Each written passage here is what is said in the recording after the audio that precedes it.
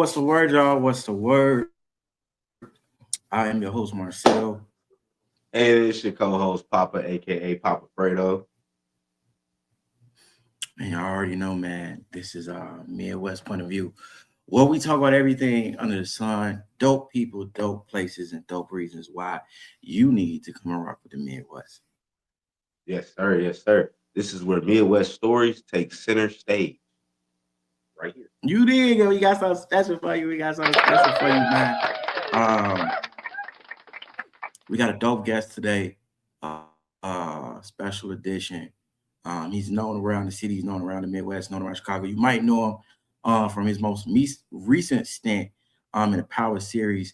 But I want to play something really quickly so you can get a sense of a backstory about who he is, being a West Sider, being a Midwestern, being from Chicago. How's you on the internet and you a gangster? All the shorties in Chicago, bro. Just because you live in a general neighborhood, you don't gotta join no gang, bro. You don't. I ain't never choose no side, bro. Never. I lost over 22 friends to gun violence before I was 30. Wow. Do you need $300? Well, we ain't giving them no Western names. But yeah. So if you don't know, now you know. We got Tree. Come. Yo, what's up? What's up, y'all? Yo, yeah.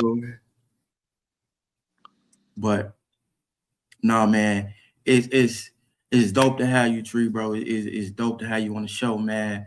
Man, Joe, the stuff I've seen you do, I've seen you create, I've seen you stand on business. For the show with everybody when it comes to like, bro, I take my acting serious, I take my activism serious, acting and activism on both ends, man. But nah, man, let's get into it though. Man, bro, I want to start with, what we would call your humble beginnings, bro. How did you become the man you are today? And as far as you being Paris, if you still go by that, as far as people who do know you, to treat and the actor you are today. Okay, appreciate it, brother. First, I want to say appreciate y'all for having me on the platform, man. For the viewers who don't know, my name is Tree.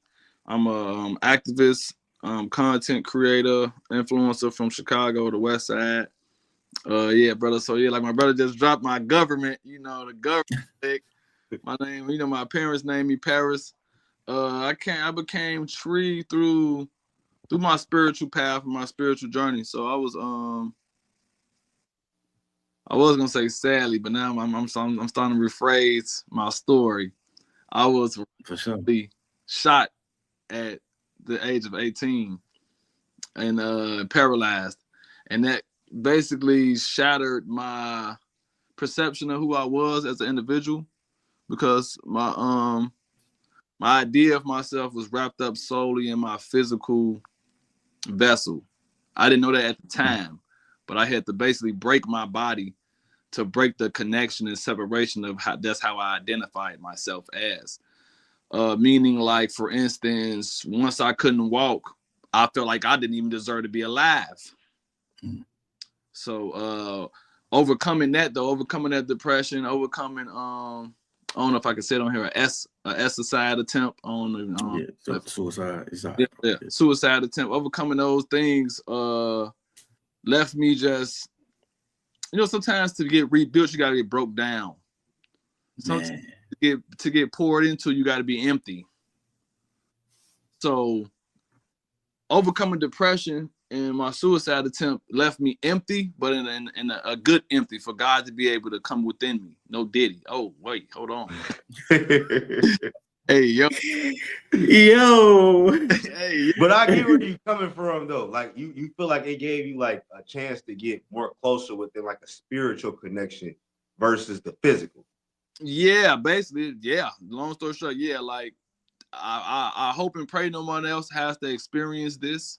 But to get closer, yeah, I get but it's like I was forced to do this because it's like, after I accepted that I'm gonna live like this until I can walk again, I didn't really know who I was anymore. Because now I have to be this version of myself, the version that needs so much help, the version that can't stand like these smaller just had also showering and stuff also like that. I have a condition called chronic nerve pain. That's one of the main biggest things that help me isolate things and change myself and realize. Because chronic nerve pain, have you both experienced like your hand falling asleep or your foot falling asleep? And the like even just laying on it and it falls asleep. What can you describe that feeling as? It's like numb. It almost hurts. It's like a tingle. It's like a hurting tingle almost, like a sharp pain. When you try to stand after it's numb. That tingling, that sting and tingling. Right? It's like a sting, like a sharp sting almost. I feel that all day. Wow. I felt that nonstop, consistently, every day, every second of the day for the past 14 years, bro. Literally, right now, as I speak to both of you, my feet are stinging and tingling like crazy, all the way up my leg, halfway up to my almost to my knee. Now, how do you deal with this? Like, how do you feel like you cope with it at least? Separating, I can't even like this interview gonna get all mystical and people gonna probably think like this nigga guru or but it's the truth. Let them know, man. I hold nothing back. The truth, bro. The only way I can do this, one, praise to the Most High, and two, understanding that God is within me, that I am connected to God, I am a God. People that's blasphemy, but if you read the Bible, Jesus said, I'm not a Christian, but for the Christians that might see this and say, you can't say that. Jesus said, we are all children of God. We are gods, but we will die like men. Read your Bible now. So, script. Like Jesus told me, I'm a lowercase God. Yeah. Our Father is the big God. We lower versions. So me accepting that and realizing that I took the power up. So that realizing that I am a reflection of God, and I'm a lower version of Him in this plane. I should carry myself as such. Me realizing that in carrying myself as that, I can't be this fleshly vessel. I got to be. Then what more am I? That's when I found out that I'm the spirit in the body.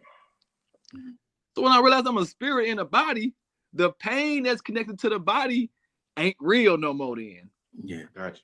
So it's like, even though I feel it right now, it's like I mentally psyched myself. I blocked it out. It's like somebody yelling next to you, but you saw tunnel vision. You blocked out the noise. Basically, I get exactly where you coming from. Cost though, I come with a cost. This is my first time speaking on this because me and my partner just was speaking on this. Like, it come with a cost though. I can at times be very irritable, but the world will never see that shit. Like the world will never see it, bro. Like I know how to internalize and not project my situation onto people. Like, it's not your fault my leg's hurting, your fault my leg. It's not nobody's fault. So I can't move around the world angry and frustrated. But as much as I'm tunnel visioning it out, it's there though. It's there. The pain. It's not focused. So it's like, basically, like I keep a level of inner peace at all times, but sometimes outside stimulation can't fuck with my peace. And that's when I like crashed out a little bit. But I don't really crash out a little bit. Try not to. I just found productive ways to do that. I go smoke and probably go at a song or something. Or I'll just get away from a particular motherfucker. But I have my days. I can respect that. I think that's dope because what I hear from that is because my who I consider my best friend, my uncle, been in wheelchair since I was about 10, so all of my life, and he is the most defined man I know who taught me how to be a man. He didn't let his but yeah, back to what I was saying. So my uncle, who had been in a wheelchair, also he didn't let his experience, because he got shot, defined who he was as a man. He was the sharpest dressed man I ever knew. You couldn't beat him in a suit. He had the freshest cars, and he always instilled me that your situations don't define you. You, your man, as a character, define your dreams and shape who you are. And I see that when you go out and do all these things, when you make the content, when you rap. I'm talking about you cold. I heard the song you released, like those type of things. I say, yeah, he's proven my uncle's words right. So now when I go on into this world, it's nothing that can stop me. And I respect that. Appreciate you, brother. And too, I kind of slightly went on the tangent. So when you asked about how I got the tree, so all the things I just said prior to this accumulated to now. I'm in this space where I'm accepting that I'm a child of God, mini God, experiencing a human life. Mm-hmm. And then I started to dissect that. Okay, I'm a mini God. God sent me here as a representation of him to conduct myself in his manner, in his likeness, in his type of energy. But my parents think I'm theirs. I'm also theirs, but clearly there's something bigger going on here. Clearly, my spiritual father has something completely planned different for me. And my parents are just like chaperones along the journey. I like how you looking at that. I mean, I never thought about that like that. And my chaperones named me. My chaperones named me, gave me ideas. They gave me passed down trauma of theirs. Gave me a lot of shit that isn't really needed or isn't really real. And that obviously I see now that I was woken up into this to basically break those generational curses, to be the one to shift the family, to shift my family lineage, to be the one to bring honor to my ancestors, all these different things. And in doing this and then finding myself, I had to find who I was, because as long as I connected myself to the name my parents gave my flesh, I would see myself as because I was going as Paris before I got shot. I was in the streets. I was Pez, just Paris abbreviated. I didn't really have a different nickname. Where I was going, I had a different nickname. I was going by Scotty at the time when I was running the streets or whatever. But once I realized that I had to break down Scotty, I had to break down even Paris, and find my spirit, who I am, now it's like, okay, I know that I'm a spirit, but who is that? Who is that? Who is that? Because Paris is just a name my parents put on this motherfucking meat suit. So who am I? So I started meditating and I started looking into nature. Looking into nature, because a lot of indigenous African, spirituality systems which predate any religions they find God in nature. So I started to look into nature for myself. And the first thing I came across, I looked through all the animals. I'm like, man, do I relate to an animal? Do I relate to an insect? All that. You trying to get back to the real, but I real roots. Was a tree, bro. Because because a lot of people think it got to do with weed, gang. It don't. It really don't. Yeah. People think it got to do with weed, gang. So I'm like, nah, man, I'm like a tree though. Because like trees, this is how I see trees energetically and spiritually. Trees are rooted in a purpose, and they don't deviate from that. They are here to give. Yep. They barely take anything, but they give so much. Right. And then they allow reality to go on around them however it's going on. They don't try to too much impede on things. They just here. That's how I am. I'm just here and I'm giving. I don't try to take from people. I don't try to deceive people. When you reached out, no shade. When you reached out, I didn't say you got to pay me to talk to me, bro. We ain't doing none of that. It's like trying to take from the people. I'm trying to give as much as I can, be as much as a help. And as far as all this chaoticness of the world, I'm not finna be swayed by it, corrupted by it, changed by it. Trees don't change. They just thug through. And through God, especially when you're walking into the industry. Go ahead, Fredo. To be here to be used by everyone, in some aspect, to be a helping hand, to give more, to give back. That's what we all here for. So if you're not doing it, I mean, you already fell in the mission. I said, bro, I said, like, bro, if we supposed to be selfish, if a human being was supposed to be selfish, each one of us will have our own world with just us in it. God put us all here collectively together for each other. There we go. Yep, that's the whole nobody thing. hungry. It shouldn't be nobody without a crib. It shouldn't be none of this shit when it's all these humans around. On this one rock. Yeah. Man, listen. Yeah. I agree with that. But just as I mentioned to you, bro, like, I noticed you from force, you know what I'm saying? From being on TV, being in the acting industry, things of that sort, you know what I'm saying? So you got a recognizable face from being on TV now.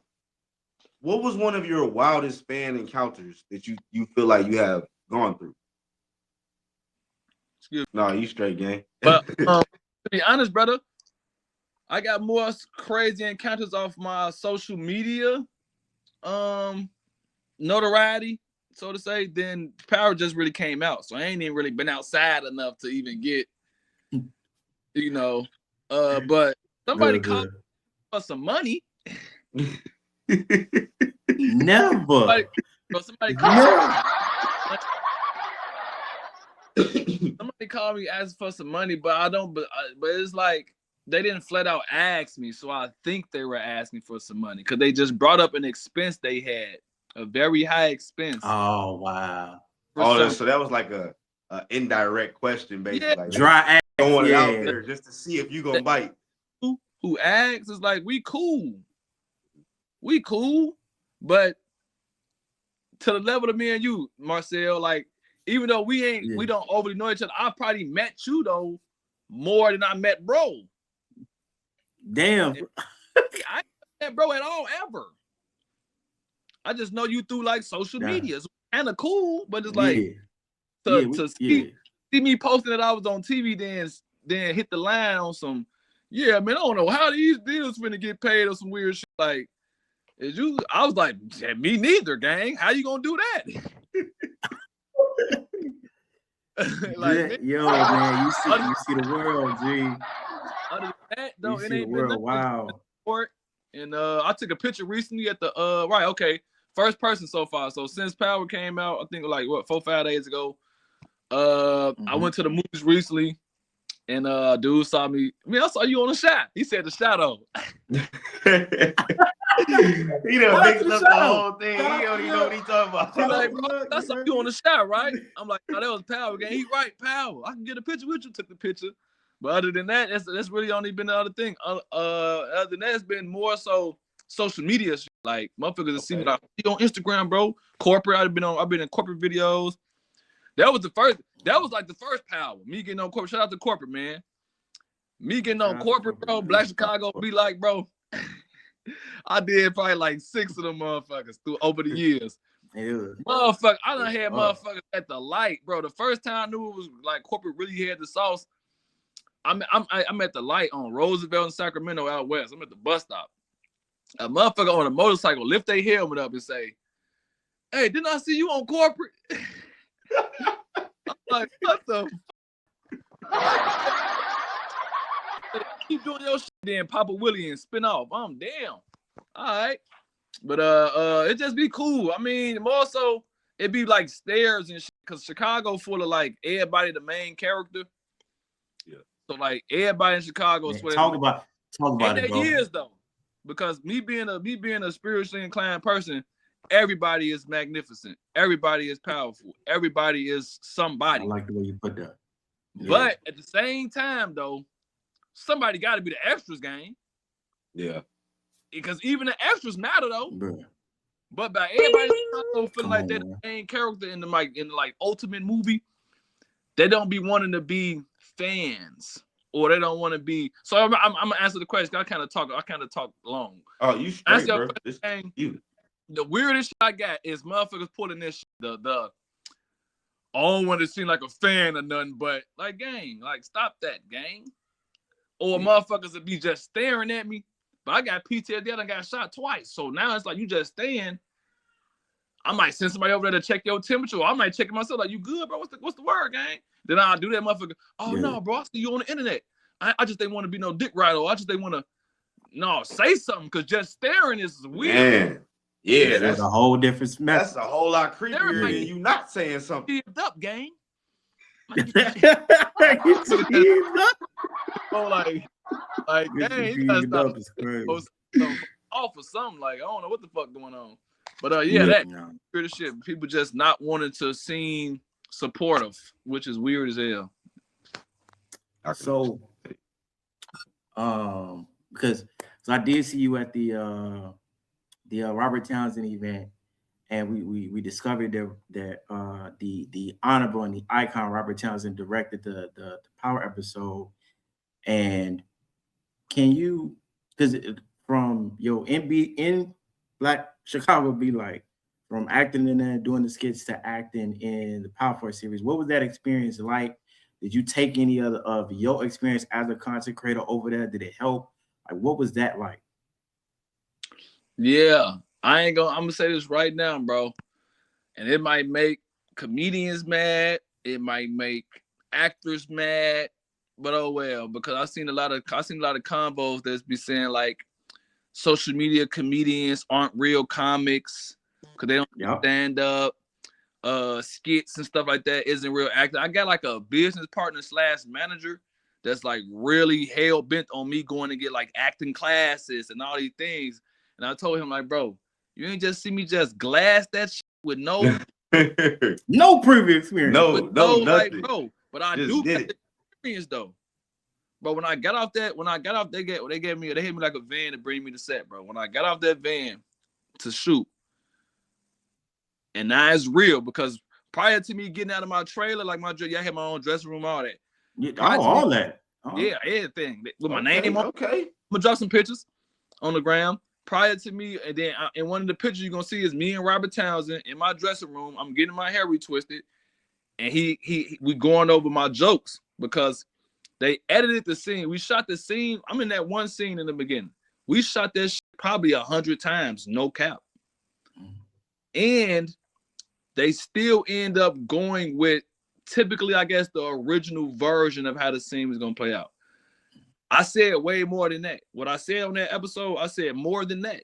I actually roasted the CBI niggas. Yeah. They cut it out. I ain't even mad about it because it was an improv moment. It was never part of the script. After I met Robert Townsend the first day, the day before filming, he told me, man, I saw your audition. The way you delivered the lines, I could tell you funny. So again, also, a lot of people probably don't know this. They didn't find me on social media. They didn't just say, oh, this guy's from Chicago. He do content. He funny. Let's put him on here. I auditioned like everybody else.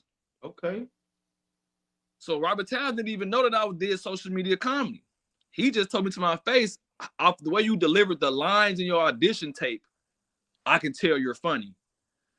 Let me hear something. Let me hear some jokes.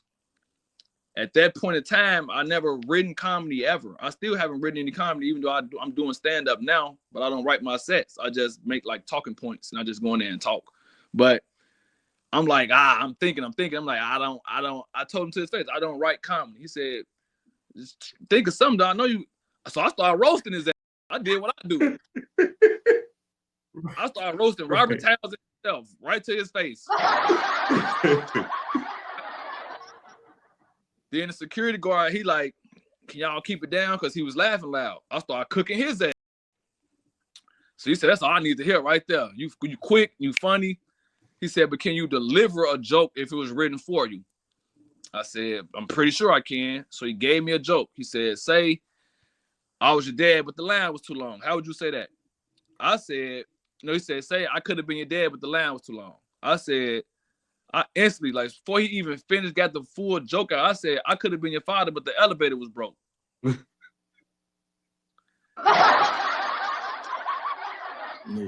That's the face he made, gang. He grabbed, he shook my hand, pulled me close. He said, this is gonna be great. He said, because I want to bring more authenticism to the scene. I wanted to really feel like some Chicago homies kicking it. Yeah. So I want you to bring that. I want you to bring the jokes. But he let me know ahead of time, disclaimer, it may or may not be used because we already this far along and we adding this to the script now. So you just usually say, all you got to worry about is you just going there and killing it.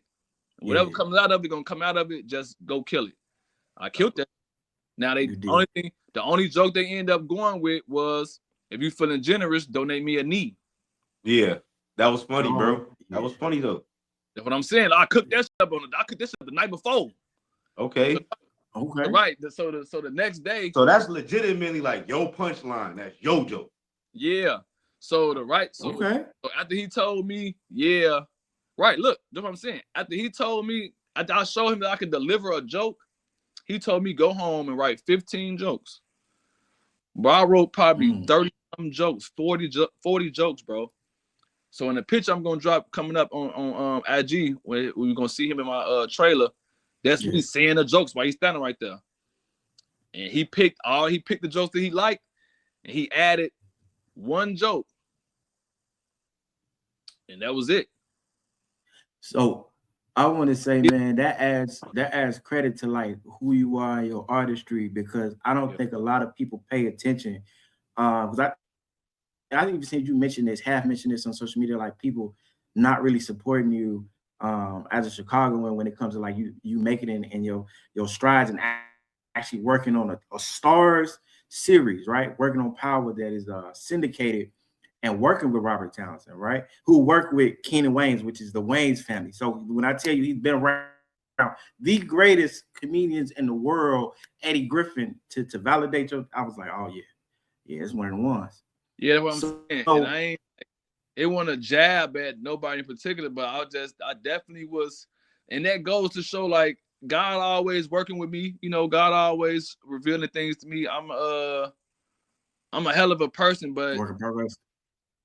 I wouldn't even say that. Like, I'm trying to get out of the aspect of the whole concept that we're not perfect. I don't think that God created imperfect things.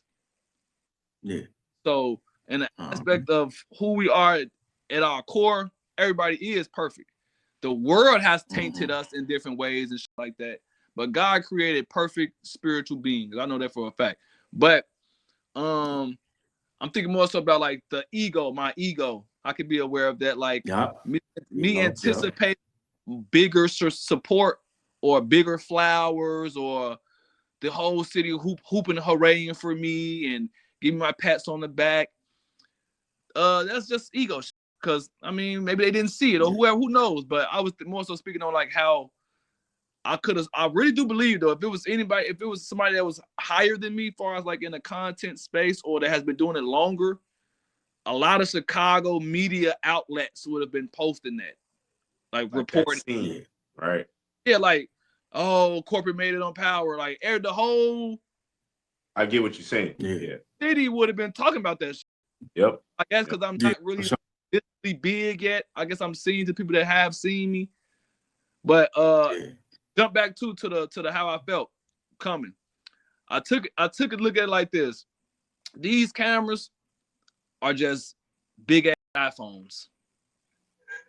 Yeah, I can understand that.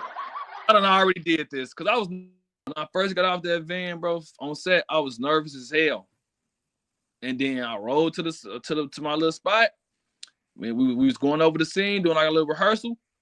And then I took a deep breath and told myself, like, bro, so they start bringing the cameras out. I'm like, bro, these just bigger iPhones. And I glassed that shit, gang. And mind you, though, when I started seeing the jokes, nobody was ready for that shit because everybody was sticking to the original script.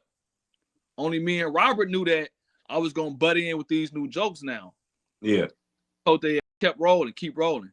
Because you can't just stop in the middle of the scene because I said something that you wasn't expecting me to say. So we got their real reactions and everything. And then after the first take, after the first take of me throwing the jokes in there, everybody else laughed. Everybody laughed. So they say cut, everybody started dying laughing, bro. The camera people, everybody. So they like, Robert bring the other directors up there and he like, so look, as y'all just see, we threw some new things in there. We're gonna let Tree do some jokes. We just gonna see what's gonna work. We just see what we can work with.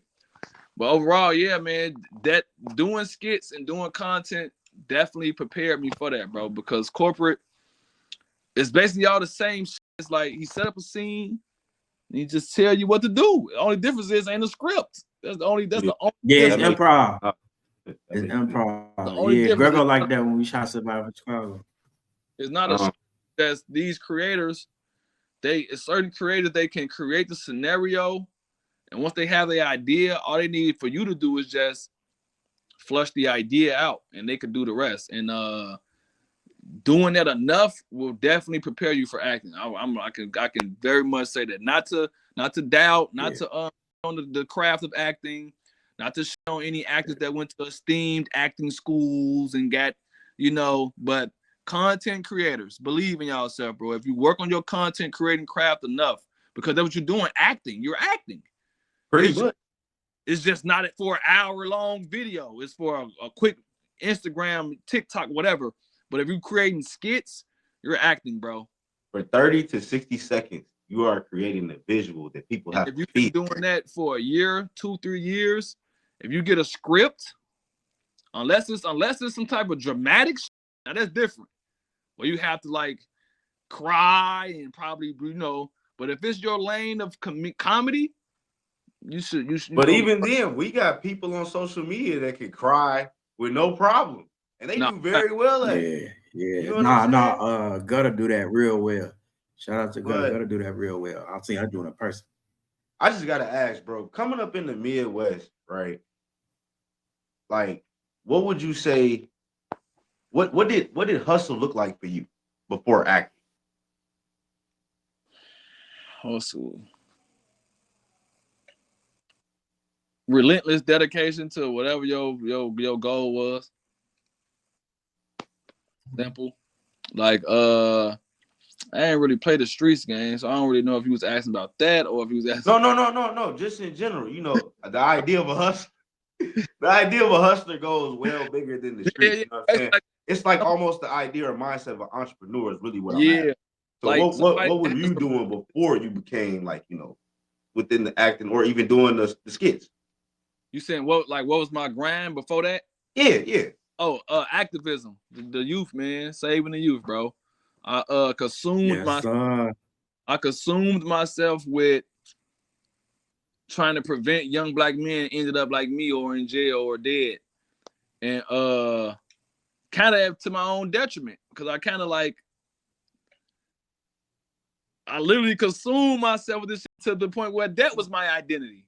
Yeah. Like I saw it like that was my identity. Like I said this on KB Nene podcast recently. Because we had a heated debate on her podcast that came off like I was just so angry and mean or whatever. I don't know how they perceived it, but I informed her that you're ruffling my feathers because this is the only place where I still have an ego left. The only place where I have an ego. That I really did this work. Yeah, well, I feel like a motherfucker ain't gonna play with me like that overly tough guy. You ain't gonna play with me. You ain't gonna play with me. Yeah. I only got that for community work. Ain't nobody on this planet finna play with my name when it comes to helping our people. No one's finna try to. Tree don't really care about. Bug up, and I'm gonna bug up with receipts. I'm gonna bug up with, and I ain't do this work for the gratification. I did it before I was even famous or viral. But you're not finna diminish it either.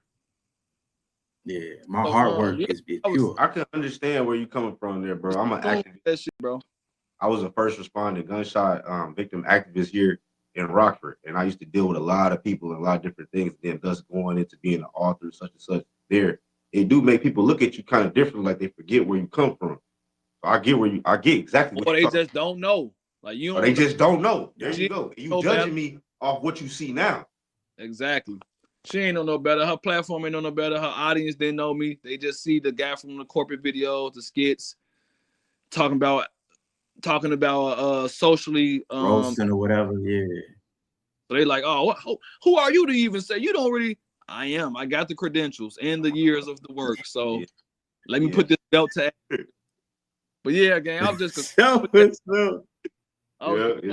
was consumed with it to the point where, like I said, that became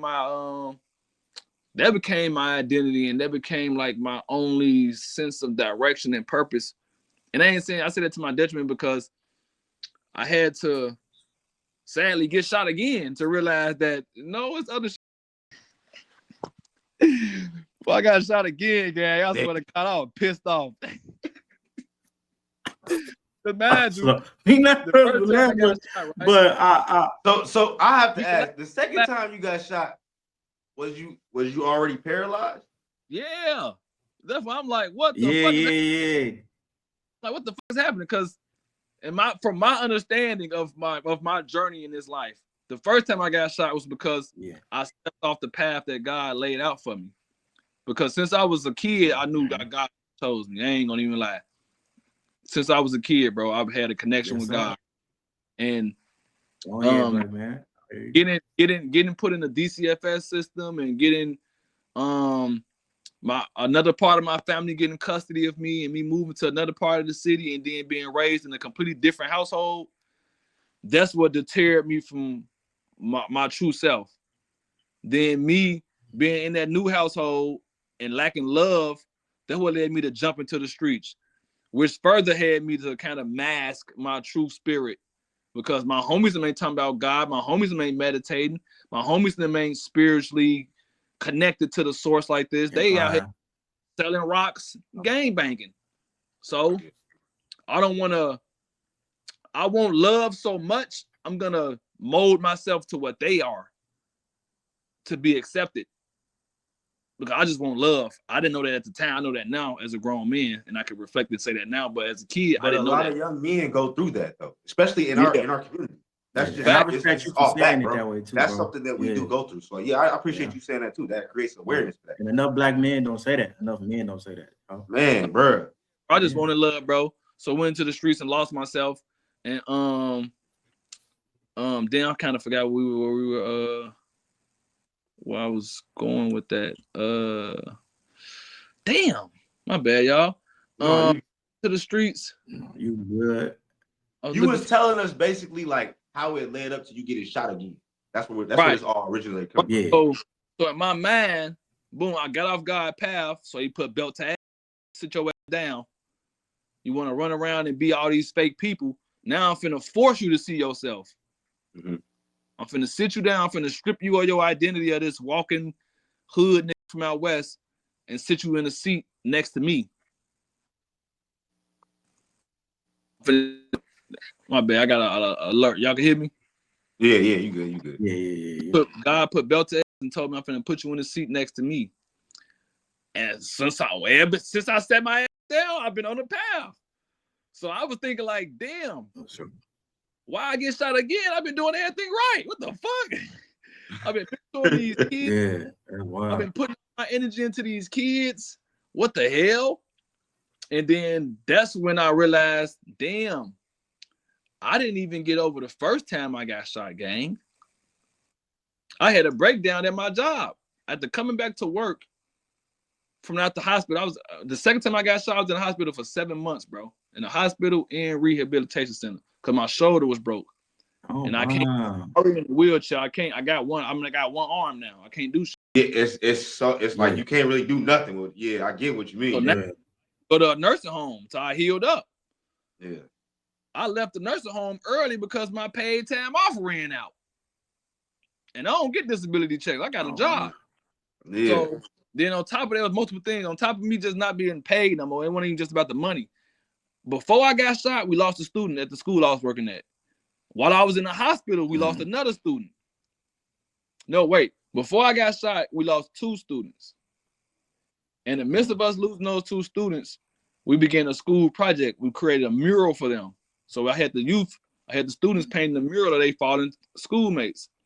In the midst of us doing that, I get shot.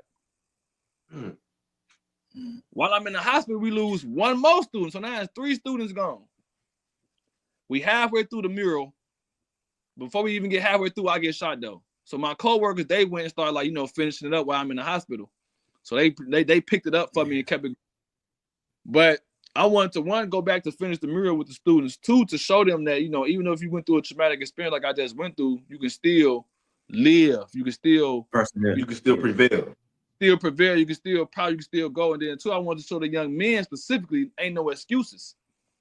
Just because you in the streets or just because you got shot or anything like that, You can still show Absolutely. up, you can still be Absolutely. positive, you can still be all these things. Yep. Boom, I did that, but I did that still at my own detriment because I wasn't even emotionally ready. But I'm trying to be strength for others. And this situation is what showed me that it's okay to be weak. It's okay to feel. Because for the longest, since I've been in this wheelchair, I've been trying to be like a symbol of strength for everyone. Yeah. Mm-hmm. And man, I broke down, bro. I broke down crying about getting in the wheelchair 14 years ago. It's like, damn, I thought I cried all these tears out about this shit. No, you've been masking it by being this hood hero dude and putting on everybody's pain and putting on everybody else's struggles and traumas and thugging through yours. No, hell no, we finna cry.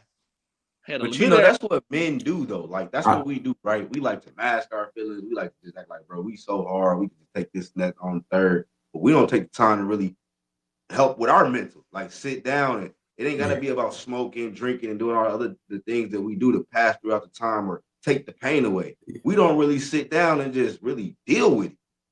Facts, brother. No, we don't. So this, and I want to add to that because I want to ask this question. I think this is really important. And it was talked about on your panel. And I don't think we talk about the mental strain that the world, society, expectations, or the industry can put on us. And when we need that support, where do we find it? And I know that y'all spoke about this on the panel, that because of your experiences, because of you actually being shot, and then you get shot in the Power series, that they made sure that they were aware that this might be traumatic for you, that you may need support, and they walked you through it. A black man cared enough to be down there with you. No, facts. That's why I hope they like air that, because I ain't had nobody recording it for me, but I really hope they air that. That's why I made it prevalent to bring it up, because it might not even have got brought up, because Robert was gonna do that gangsta ass and then wasn't even gonna speak on it. Yeah. So that's why I brought it up, so he can get his flowers in front of everybody. Because once I got the script and I got the information and I read that he get killed, I'm like, fuck. And then I told my point person. It was like a lady that I'm talking to that talked to the higher up. Your assistant. I told her like, script y'all just sent over. I see the pay. Everything good. Everything cool. Okay, cool. I'm like, but she said, yeah, let me know if it's anything that you would like. Yeah, issues. What you mean? She said, let us know if it's anything that can be changed, or she said, it's open for negotiation. I said, well, I mean, can I not die? Right. Yeah, no, I don't think that's up. Like, I don't think that's up for changing, but anything else though, if you're not comfortable, because I understand that you've been shot, right? Because they asked for. So this is another reason I want to shout out Stars, and at least Robert Townsend, because maybe it wasn't Stars' idea, maybe it was actually his idea, but they wanted an actual person in a wheelchair. They could have hired a motherfucker to pretend to be. We saw Drake on Degrassi. Yeah. Right, Drake on Degrassi. They could have hired somebody to fake it till they made it. Yeah. They could have easily hit us with a Jimmy Brooks, you feel me? Yeah. No, they put a casting call out for somebody actually in a wheelchair. So I'm pretty sure that I'm thinking 9 times out of 10, they probably got an idea of why majority of us that are auditioning are even in these wheelchairs. It's Chicago. They probably got a pretty that's a stereotypical thought, but I'm pretty sure they was, because they posed the cross your mind first. Yeah. They posed the question to me first, if I'm not mistaken. Like, we understand that you were injured through gun violence. I'm like, yeah. They called back on you, yeah. No, they ain't called back. It just I hung up as soon as they called, but it like glitched me out or some shit. Yeah, I got you. But, it's probably like the call. It probably knocked off the signal or something. And that's probably why I did all that. Yeah, but go ahead. But what we was at, brother? What we was at? You was talking about them supporting you, and they them supporting you. In. So they was like, they just let me know that anything that can help with my mental state, and I'm gonna be 100. I'm gonna let y'all know right now. I told they had more money.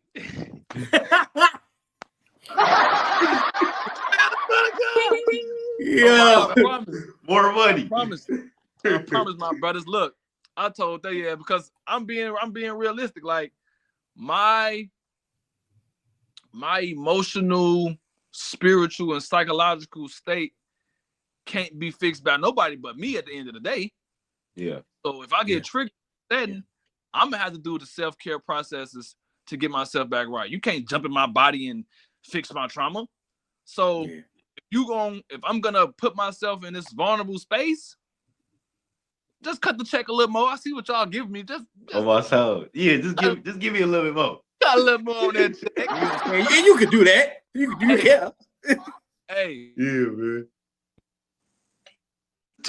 Oh man, I gotta silence my phone or something, bro. Y'all can hear me? Yeah. All right, bad, my bad. They did too. Yes, sir. Yes, They sir. give me a look. They put a little extra sauce on that back end for sure. I was happy as fuck when that check came. I'm hold on. That's nothing, y'all. Hey, viewers, I've already been paid, viewers, because I went to a smoke shop downtown. One of the guys in the smoke shop that know me saw the episode, and he was talking about some I know them royalty checks finna be rolling in or some shit. I'm like, I said, gang, I already got paid. That's done. That money been spent, bro. That's go. But that's the power of your voice, though. You said, "Hey, man, man, you get that." Yeah, bro. Nah, but now shout out to Star. Then during the shooting of the scene, y'all saw the scene. Like, I never saw that type of shit in real, like, live time. I just saw movies and TV like shows. The way that played out, right? I thought it was like effects. These motherfuckers got blank rounds in the guns. That shit sound 100% real. So real shells coming out of the gun. Real shells coming out. Bro, outside of getting shot twice, I've been shot at a plethora of times. Not just like personally at me, like just being around. But people. Just being around, being around in the hood. Being in the hood, yeah. That shit was 100% the same as every time. So, and then mind you, I told y'all we redid the scene over and over and over and over and over. So probably about like the 20th time when the shot was going off, my body reacted like real. It was really that. Like I'm like, even though I'm thinking in my head, we just acting. My nerves and like I'm just like, oh shit. So I tell her, yeah, that was the first instance. After we did like 20 times, the shooting part, just the sound of the guns was fucking with me. I think one of the, like I said on stage, one of the like assistant side people was noticing that she came to me when they said cut, put a coat on me, asked me some questions like, "Are you okay? Do you need anything?" They brought me like some. It was, and then too, the episode looked like it was hot outside, right? Yeah, dude. It did. Like these, yeah. Bro, it was cold as hell. For real. We had hand warmers. They had had like heaters, like them outside restaurants. Yeah, the ones that sit up with like the thing above, and it's like kind of fat. It just like rocks almost in there heating up. They had like 12 of them bitches all around the set because it was cold as fuck that day, bro. So the lady bring me my coat. Cause like every time they say cut, they put bigger coats on us outside of what we was wearing for the scene. So she bring my coat, put my coat on, get my hand warmers, get my little hot cocoa and just talk to me, bro. Like, is everything okay? Some random lady that worked there. Shout out to her. And the second thing was when I actually had the fake dead. Now I'm laying down on the ground. I got the fake blood in my mouth, and I'm looking up at the sky. And that shit was like giving me flashbacks to when I got shot the second time, because I got shot inside a Halloween party and shit. And I'm laying on the ground, basically finna pass out and die, fighting for my damn life. So to lay on the ground again and have to like look up and have this blood, it was just too like surreal. So I was just like, oh shit. So then Robert Townsend, he must have saw it on my face like I was feeling the way. He was like, "You good?" I'm like, I mean, this is a little triggering. And after I told him that, every time we cut in between takes, he'll lay on the ground next to me. Cause I couldn't get off the ground until we was completely done with the shit. Yeah. Damn. So instead of him just sitting in his director chair and yelling through a megaphone, "Hey, True, are you good? How you feeling?" He came, laid on the ground next to me. Every time they say cut, and we got to do a little break, he'll come lay down. "How you feeling, man? Woo, you killing it. And just talking to me about the industry, just talking to me about a lot of shit, man. Like that and Like, to be honest, that meant more to me than even opportunity, bro. Like, just that level of empathy for motherfuckers. Nah, for real, man. Shout out Robert Townsend, man. Because, like, I ain't gonna bap. Me being like a spiritual person, I kind of went into this skeptical. I'm not gonna lie, gang. Yeah. For the longest, I always thought Hollywood and all that shit, demonic, weird, satanic, sneaky, diddy time. I don't know. So no good people. Yeah. I went into that shit thinking like these finna be some arrogant, rude, famous, like, I and be like some ass type of people. Yeah. That's what it come off as, man. From when we pay attention, that's what it seems. 1,000% opposite. Like 10,000% the opposite, bro. Like these people from the random person that just hold the brush. Everybody was respectful. Everybody was just amazing people, gang. So it's like, yeah, that shit was amazing, bro. Cause like, they say even no shade to corporate. Corporate ain't do that shit. Corporate ass ain't get on ground. My first video with corporate, bro. And if you see this interview, this nigga know my first video with corporate. It was the summertime, and in the video, he hit me out of my wheelchair. He hit me with his car, and I flew on the ground. I was laying on the ground for real. The ground was hot as fuck, gang. Do you know how many times go over that scene to get it all right? Yeah, 20 times. Yeah, lay on the ground with me. Hey, you steady? I'm on this hot ass ground. You steady going through this each time? Yeah, I'm on a hot ass. No, I ain't have to get off the ground. I had to stay on the ground. What no point to keep putting me back on the ground? Each time. I'm sure. Okay, cool. Because I'm thinking like, why would they do that? No point of putting me back on the ground each time. I just stayed on the ground, and we just kept shooting the scene over and over and over. Me lifting up. Oh, why you hit me? We just kept doing that over and over until he got. Because when I get up at the ground, I start roasting him. So everything I say outside me roasting him is what he told me to say. But when I get off the ground and start roasting, we basically had to do it over because it wasn't like what I was saying wasn't funny. It's just he wanted the particular jokes that I guess he liked. Oh, so he hit you with that. Hey, I'm directing. I get that. Director's choice. Like, I cooked his ass the first time. He like, all right. He said, that's cool. Let's just do a couple more just to see it out.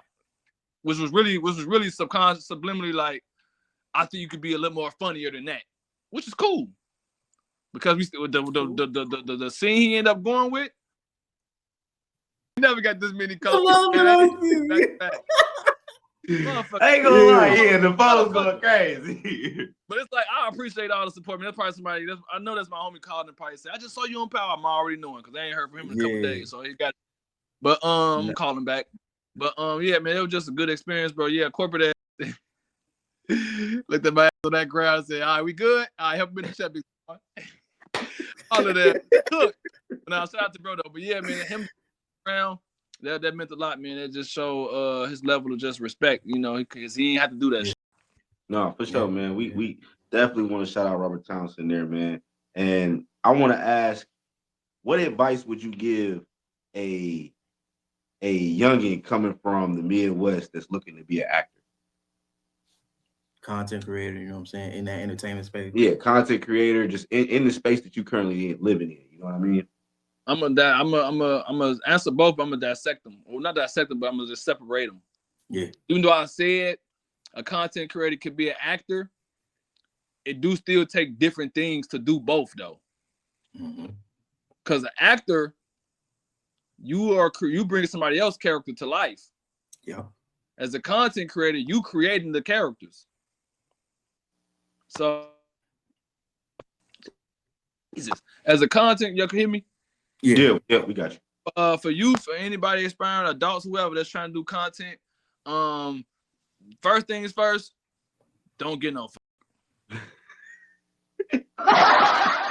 Like that. Like, this is my man. Even outside of message to the people, y'all. Outside of even doing content, whatever.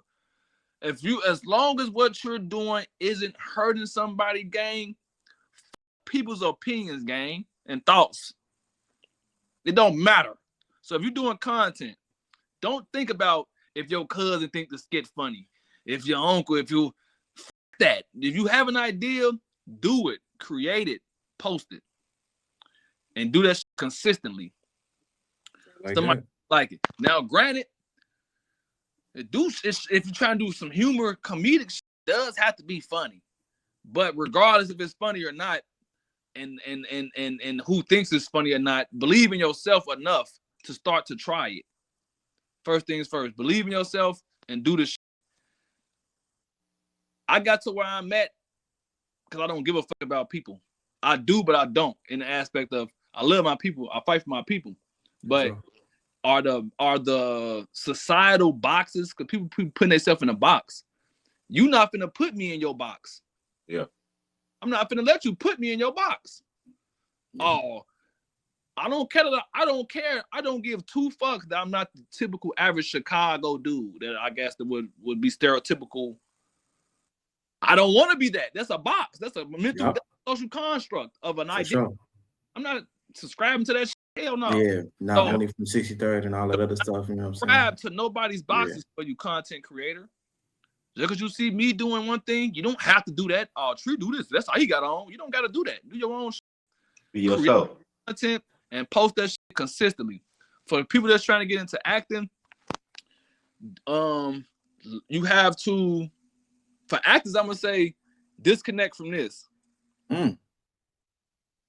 Disconnect from this because you're going to have to lose this to become the character.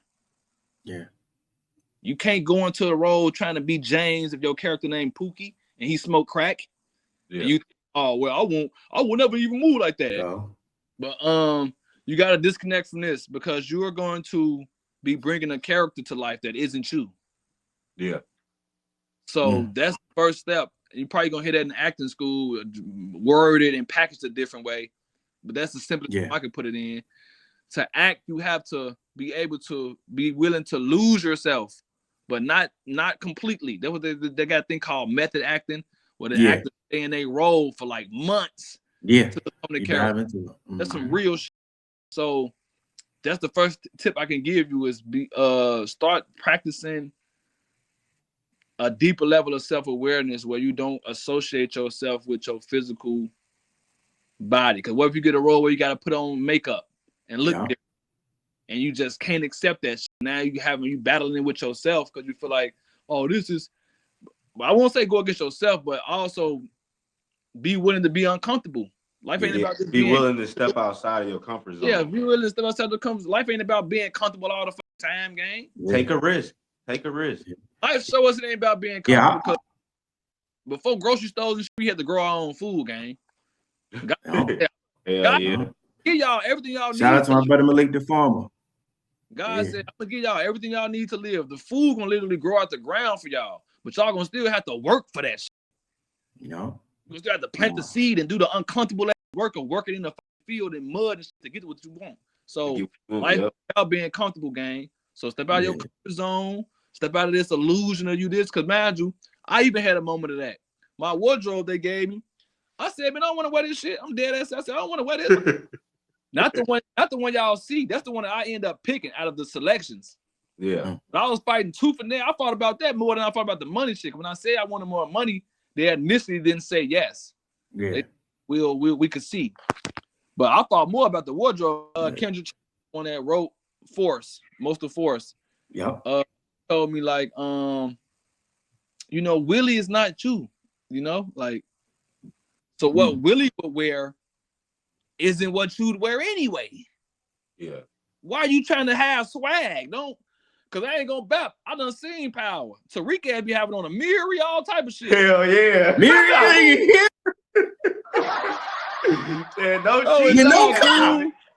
Them big ass pants they gave me, folks.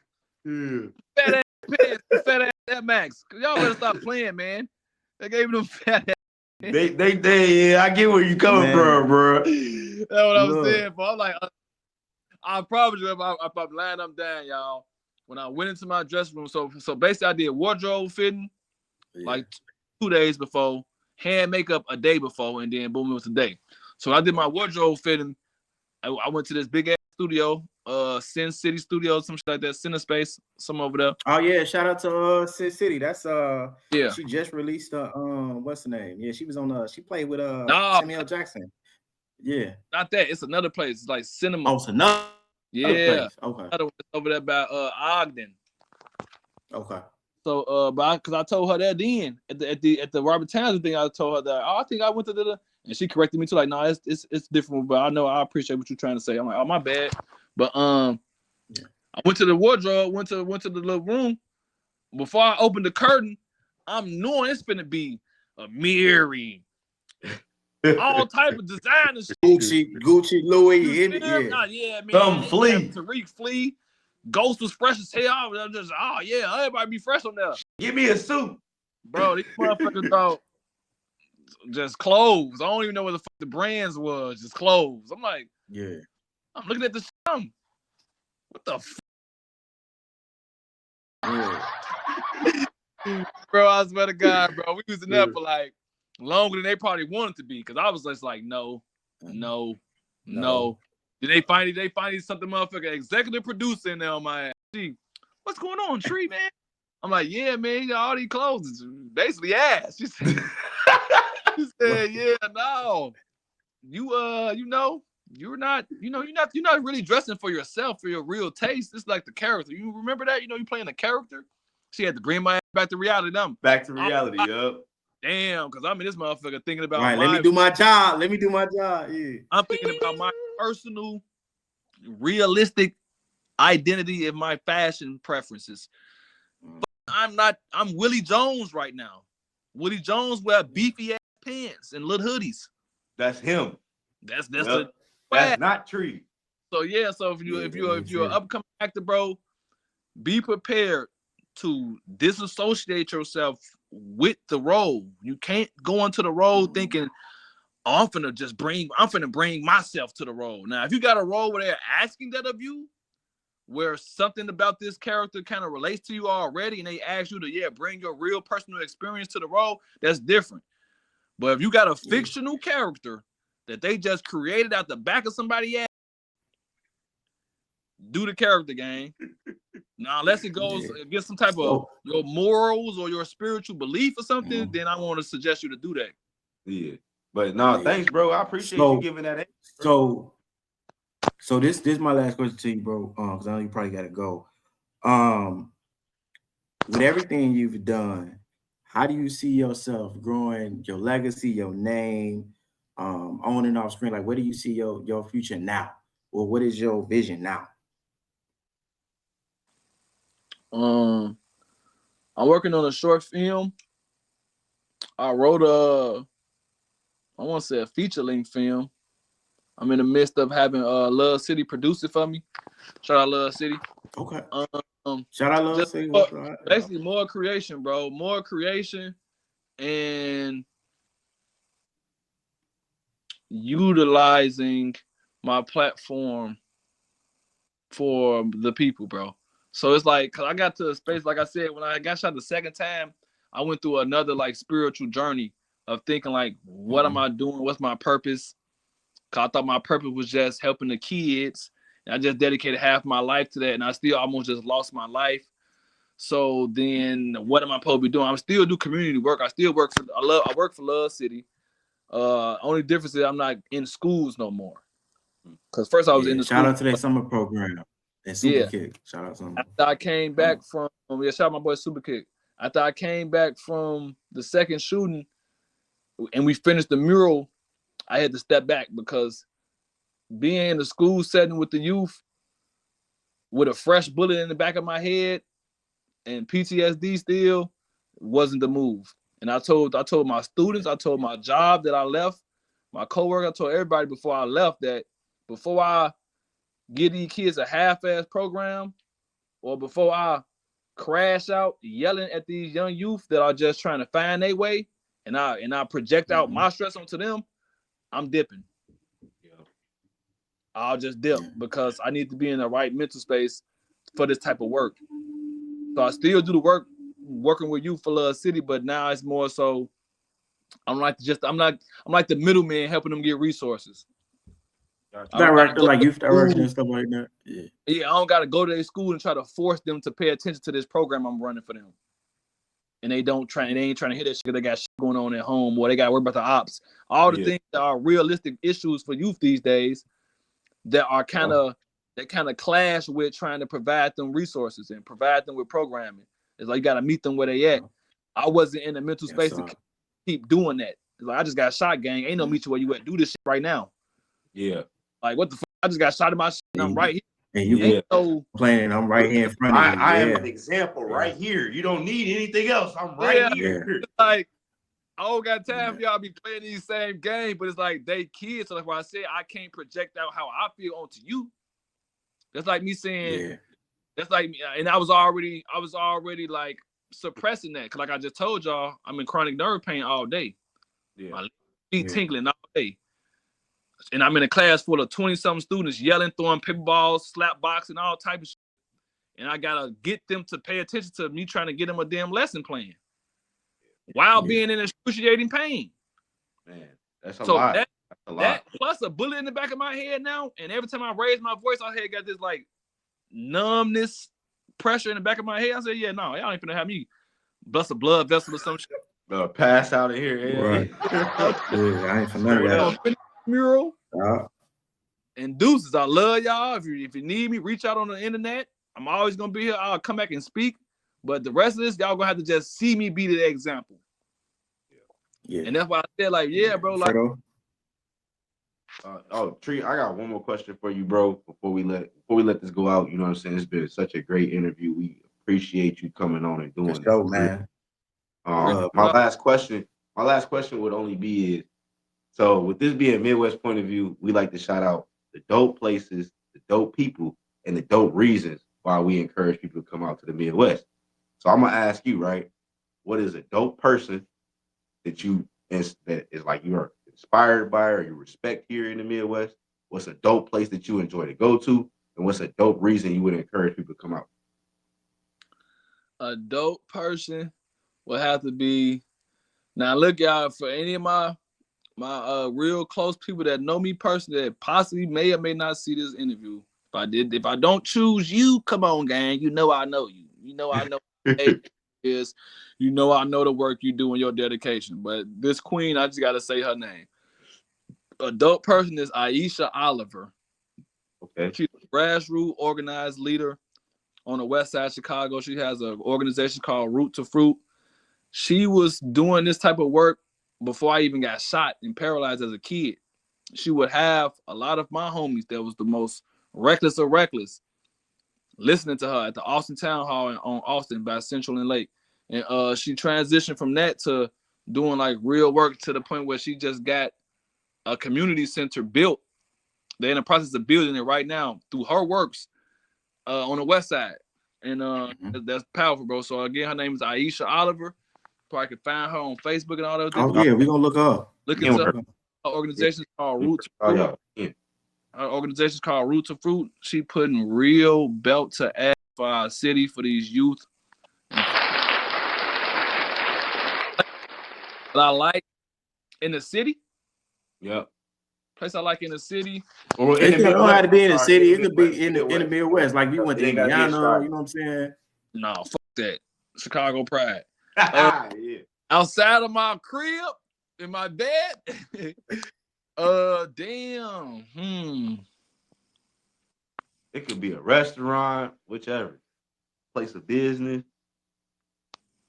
Damn. I would have to say the whole Chicago gang. Damn. Okay. Come see the city, bro. It ain't nowhere like me being I'm a simple dude, bro. I already got favorites of things like that. So I love my whole city, bro. I encourage anybody to come check out Chicago, bro. But make sure when you do come, you tap in with the grassroots organizations. It's a plethora.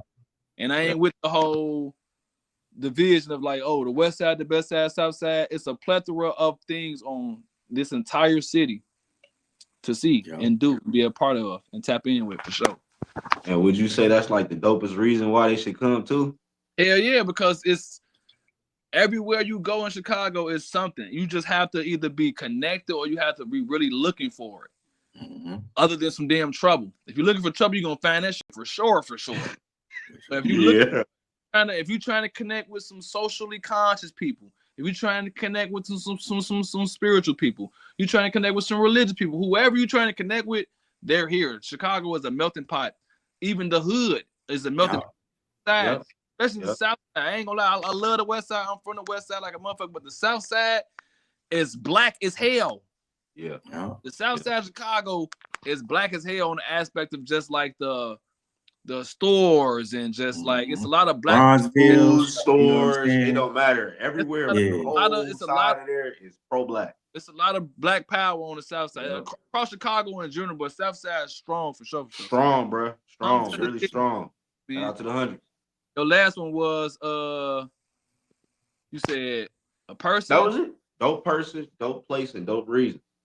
Oh, dope reason. Like we said earlier, man, God put us all here for each other. Yeah.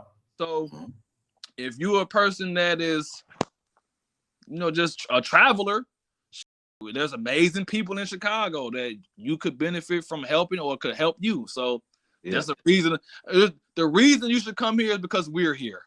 There we go. Oh, hey, people like us here. Here, so come here. There we go. There we go. Thanks again, my brother. I appreciate you, man. I appreciate y'all, Kings, for real, man. All right, brother. I'll see you. Hey, look, I don't know this last motherfucker come to my comedy show tonight. Oh, your comedy show tonight? What time? Yeah, man. It's at 8 at Riddles. That's why I said I couldn't do it at 7. I got you. I'm damn that cutting it close now. I gotta go over my set and Yeah, go ahead. Well, hey, give us your information. Give us your pages, wherever they can follow you on, support you, all that. Facts. Y'all can follow me at Instagram, tree_is_free. TikTok, tree is 0 or tree 777. YouTube, Life of TR33. That's tree_is_free for IG. If you're a TikToker, tree 777. YouTube, Life of TR33. Tree with 2 3s as the E's. Okay, bet, bro. Like I said, always, it's good to see you. I know you got to run. I'm pretty sure you're gonna keep doing your set, so we'd love to, just come out. For sure. I gotta run, bro. I know you gotta in an interview like this, brother.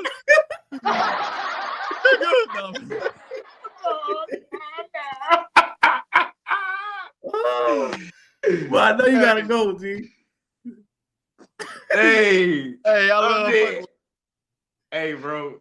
Listen, bro, you was awesome, boy, bro. man. Hey, man, I'm gonna keep my eye out. I'm definitely gonna come up there. I know this can't be the first and only one, so even though I might not be able to make this one, but please keep us informed so we could be out there to the next one, bro. No, for sure. What you been? I gotta roll, but what? Right, you gotta roll. But no, we definitely want to slide, man. We might see you this weekend. Shout out to everybody. Hey, he getting ready for tonight. He finna go in there and show out. Watch what I did. Like that. But yeah, nah, man, we gonna pull up, bro. Man, y'all shout out Midwest point of view, man. If you ain't getting your point of view from the Midwest, your ass tweaking. Yeah. Let's go. All right, y'all. Listen, man. There y'all have it. We just had our boy Tree come through, tear up the stage. You know what I'm saying? Midwest point of view style. You feel me? Wheelie. They had Wheelie come on, man. Look, man. As always, we appreciate y'all. We out here trying to give our point of view to the culture, get to the back to the culture. Papa Fredo doing, his thing, Big Fredo things. And man, Joe, like, share, subscribe, bro. Yeah, man. Don't forget about us, man. Hey, like, share, comment, and subscribe. And let us know who y'all think we should bring on the show next. Because you never know, shawty.